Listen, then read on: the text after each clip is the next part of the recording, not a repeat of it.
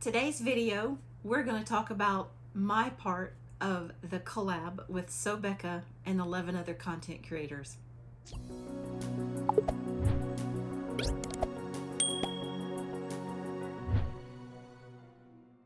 This is Martha with Martha's Creative Life. Hi! Welcome back to the channel. I have for you today, I'm sharing with you today my part of the collab with Becca. Back at the beginning of 2024, she put out her introductory video on her channel, and I will link all that in the description below of the video, where you can see her video and everybody else's videos leading up to this, and the content creators that are going to have their videos for the rest of 2024.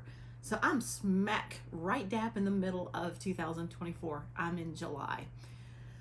This block that I am making is a horizontal row of 5 squares, and at the end it's going to be 10 by 50. So that's how it turned out. But let's go back and kind of talk about how I even came up with this block. When Becca challenged me to do this traveling quilt with her, my immediate thoughts was, what is a traveling quilt? I have no idea. So I had to go Google it and look at it on YouTube, and found a little bit of information there. So I sat on it for a couple weeks and was thinking, you know, how am I going to do this? What am I going to do? So on a dreary Saturday morning, I drove over to my favorite local quilt shop, and Melanie, the owner, is just an amazing woman. I love her quilt shop, and it's called the Front Porch Quilt Shop, and it's located in Ozark, Alabama. So if you're ever on Highway 231, which is a main road through part of Lower Alabama, and you see the Front Porch Quilt Shop, if you're in that area, make sure you stop in and tell Melanie that I said hello, and for you to come by.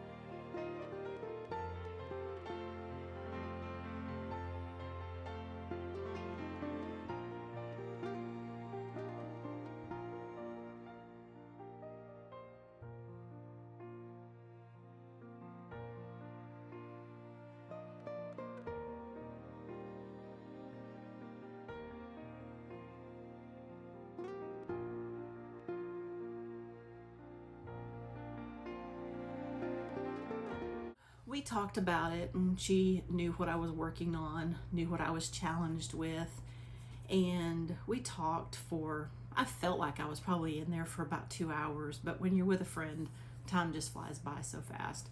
So we came up with a couple of different fabrics, kind of auditioned different ones to see which ones would go together. And I really wanted basically 5 different colors along with a white. So I'm going to show you a picture of those colors.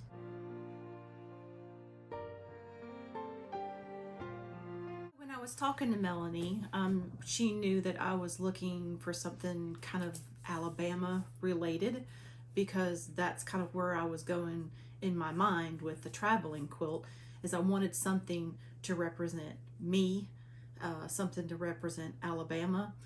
So years ago, she still had them.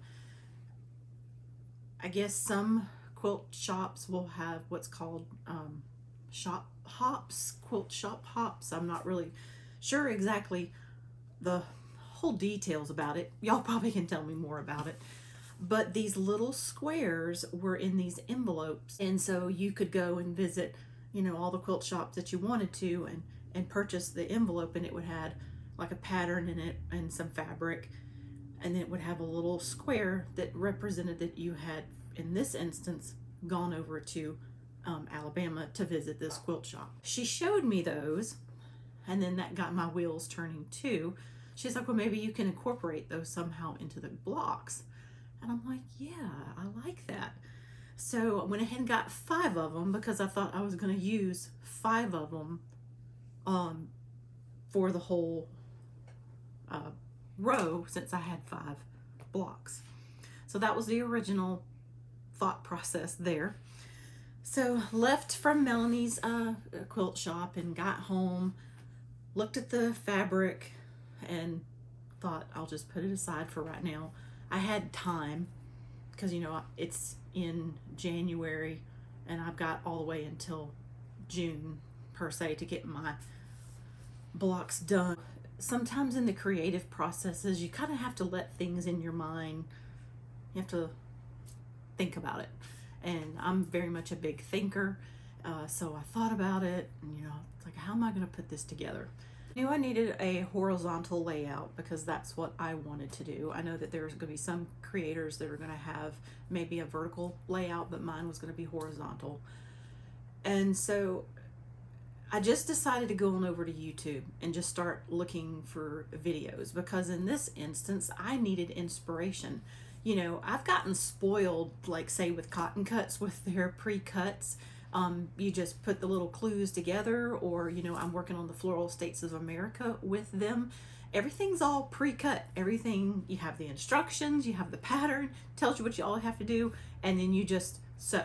And you have a product done, you know, within 30 minutes to an hour, depending on how long it takes for you to sew whatever particular block that you're working on.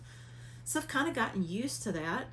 But then, you know, we all have, because we use patterns. You know, the patterns will tell you you need so many yards of this fabric, so many cuts once you're done of certain lengths. So you know, according to the pattern, what you need. But in this instance, I'm not going with a pattern. I'm coming up with something. I'm having to create something on my own. So I went to YouTube, like I said, for the creativity. Looked around. I wasn't really quite sure what kind of block that I wanted to make, that I want to make a log cabin block, because I did want to feature those little squares that had little information about Alabama. So I was kind of keeping that in mind as I was coming up with the squares. So the first one I found was called a square within a square.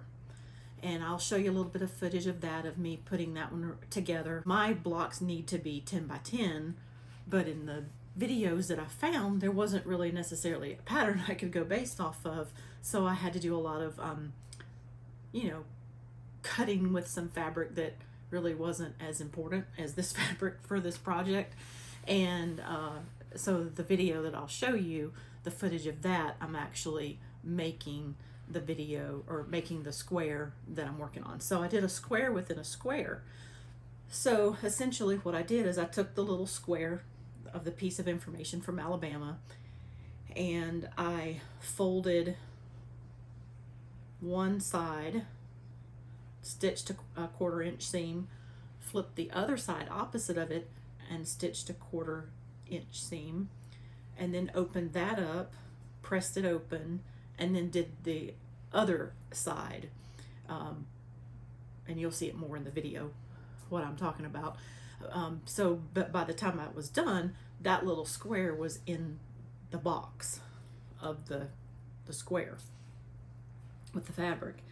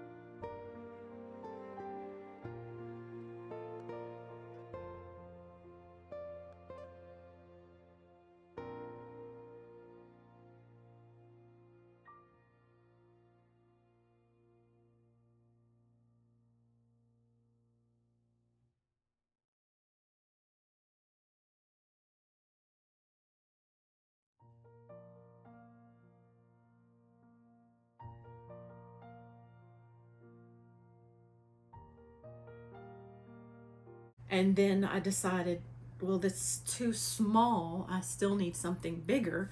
So I was like, I wonder if I could do a box in a box in a box. So that's what I wind up doing. I did a box within a box within a box and did the same process, just laid out, you know, pressed out the square that I had, nice and pretty, and then the little square from the Alabama information was inside of it, and then I just repeated the same process, and it turned out really cute. So I got to be really creative, and so that inspired me to keep going. I wound up doing 3 of those blocks like that. Then I started thinking, I don't really want to do a box within a box within a box the whole time for all 5 of them. I'm like, now what do I do?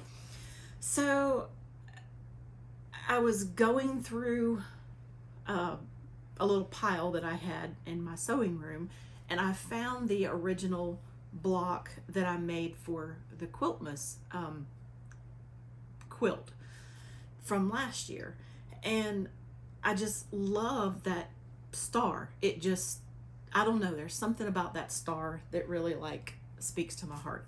Maybe because it was my first video I had ever done with Quiltmas. I mean, that was a big deal for me. I enjoyed being being in the process of that, creating it, the being able to give it away at the end when I was done. So that was something important to me. So I thought, well, what if I make a star just like from Quiltmas? So I tinkered with that and put it together, and actually came up with an adorable star. And the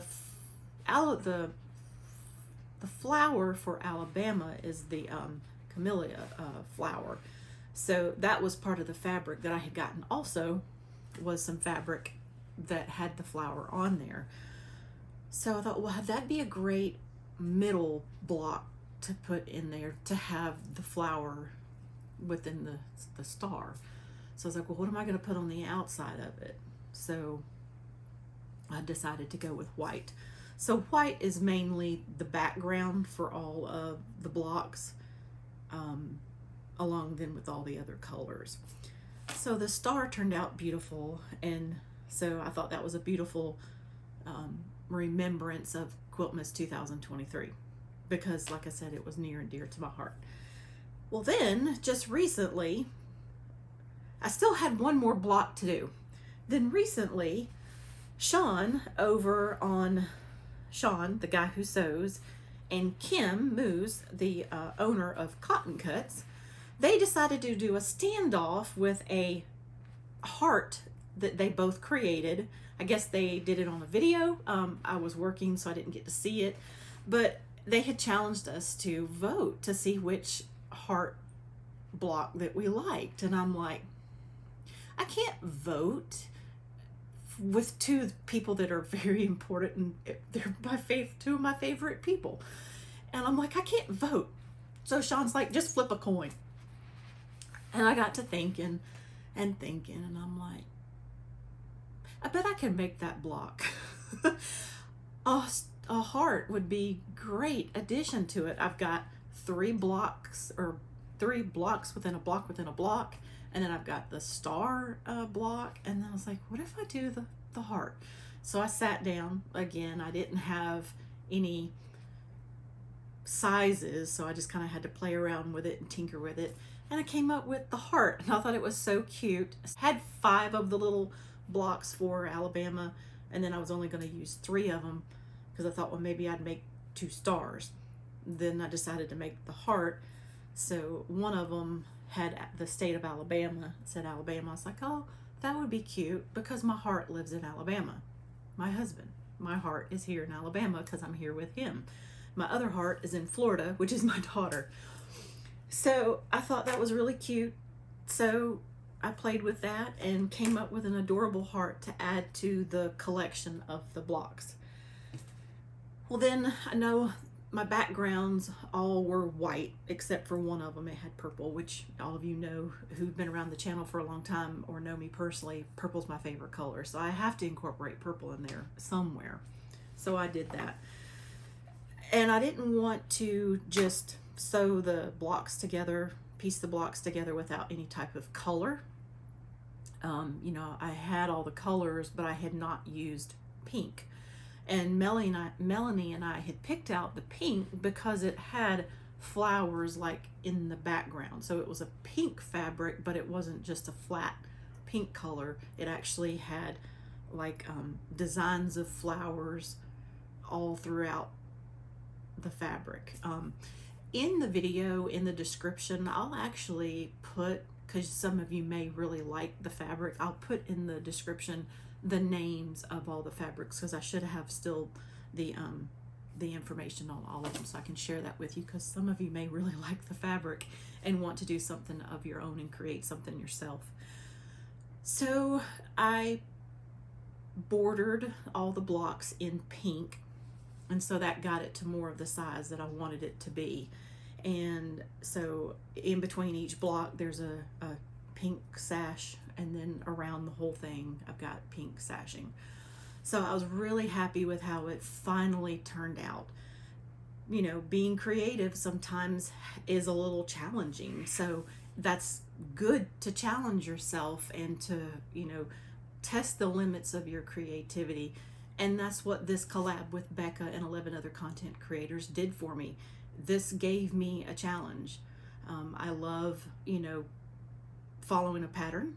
I love putting the puzzle mystery quilt clues together for cotton cuts, or working on the gnomes, or working on the floral states of America. Those are so much fun to put together because they save you so much time. You're creative because you're getting to put something together, but in this instance I really had to get creative and create something in here and put it out into fabric.